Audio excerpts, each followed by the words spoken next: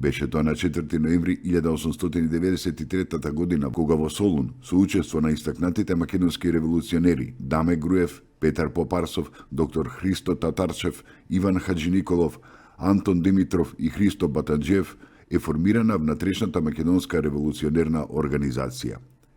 Најголемо дело на организацијата беше Илинденското востание во 1903 година. На Рилскиот конгрес организацијата го доби називот Внатрешна македонско-одринска револуционерна организација. Покрај споменатите македонски револуционери, носители на организацијата беа Гоце Делчев, Ѓорче Петров, Пере Тошев, Димо Хаджидимов, Јане Сандански, Никола Карев и многу други револуционери.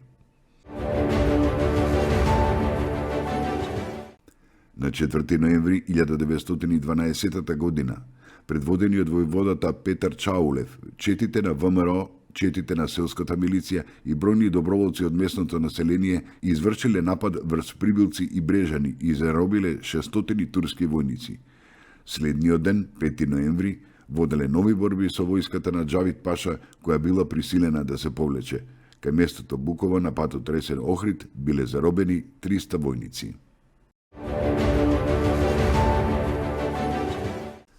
Беше тоа на 4 ноември 1944 година, кога единиците на Народно-ослободителната војска на Македонија по борбите што ги водеа на пријудите кон Битола го ослободија градот.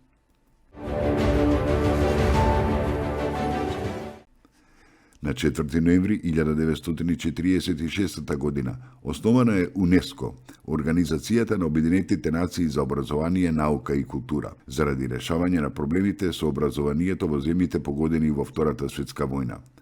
Подосна задачите на УНЕСКО беа проширени, посебно за заштита на културното и историското богатство и размена на научни работници и публикации. Беше тоа на 4 ноември 1952 година, кога е роден Илко Стефановски, македонски театарски и филмски глумец, првенец на Битолскиот народен театар. На 4 ноември 2004 година, Соединетите Американски држави ја признаа Република Македонија под уставното име.